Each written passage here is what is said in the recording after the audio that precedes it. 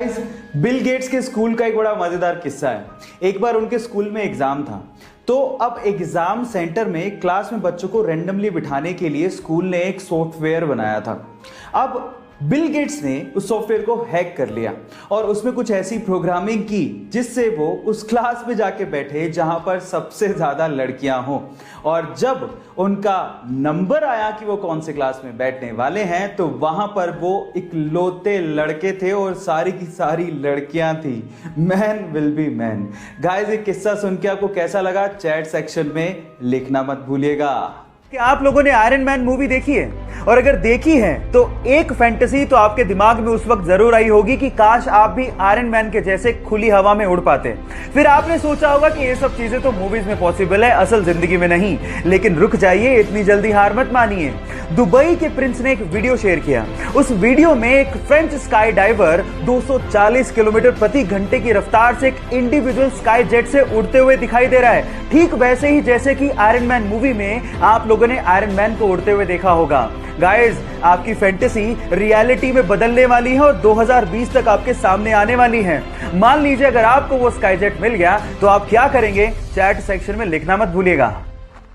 एक और दुनिया में भुखमरी बढ़ रही है, वहीं दूसरी ओर फूड का वेस्टेज भी बढ़ता जा रहा है। और कुछ ऐसा ही देखने को मिलता है बड़े शहरों के सुपरमार्केट में, जहां पर अगर फूड नहीं बिकता है तो या तो वो उसे फेंक देते हैं या उसे डिस्ट्रॉय कर देते हैं। लेकिन फ्रांस में ऐसा बिल्कुल नहीं होता।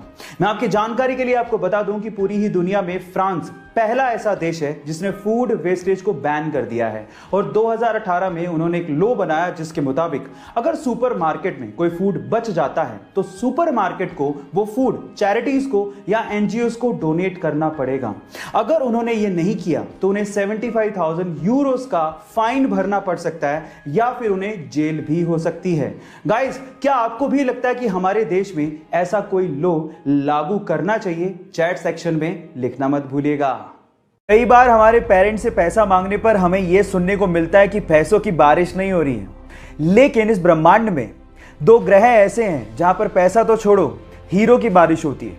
और वो दोनों ग्रह हैं जुपिटर एंड सैटर्न, जहां के एनवायरनमेंट में बहुत ज्यादा कार्बन है। और मौसम में चेंज की वजह से उस कार्बन पे जब भी बिजली गिरती है तो वो कार्बन हार्ड होकर ग्रेफाइट में कन्वर्ट हो जाता है, और उसके बाद एटमॉस्फेरिक प्रेशर की वजह से वो तुरंत हीरे में कन्वर्ट होके बरसने लगता है। काश हमें भी ऐसी बारिश देखने को मिले। क्या इसके पहले तक इफेक्ट आपको पता था? और अगर नहीं पता था तो चैट सेक्शन में लिखना मत भूलिएगा।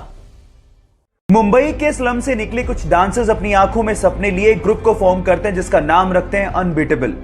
उसी ग्रुप में एक लड़का था विकास, जिसकी स्टेज पर स्टंट करते समय मृत्यु हो जाती है। अब विकास का यह सपना था कि एक ग्रुप कोई डांस का रियलिटी शो जीते। अब इसके लिए सारे ग्रुप के मेंबर्स बहुत ज्यादा मेहनत करते हैं और ये ग्रुप अब हो जाता है अनबीटेबल से वी अनबीटेबल।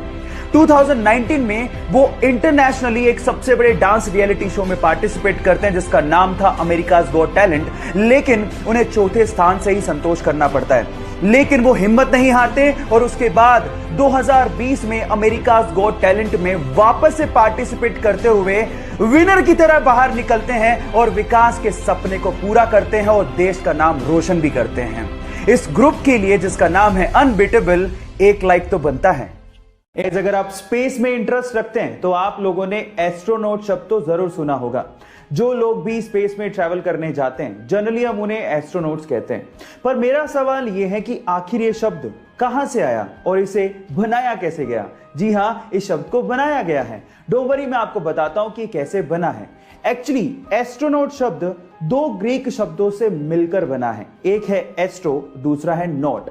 एस्ट्रो का मतलब ग्रीक में होता है स्टार और नोट का मतलब ग्रीक में होता है सेलर।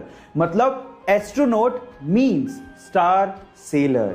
है ना ये इंटरेस्टिंग फैक्ट? क्या आपको इसके पहले तक एस्ट्रोनॉट का रियल मीनिंग पता था? घर पे या ऑफिस में प्लांट्स लगाना किसे अच्छा नहीं लगता, क्योंकि प्लांट्स हमारे ऑफिस को या घर को लाइवली फील करवाते हैं, एक सूदिंग एनवायरनमेंट पैदा करते हैं।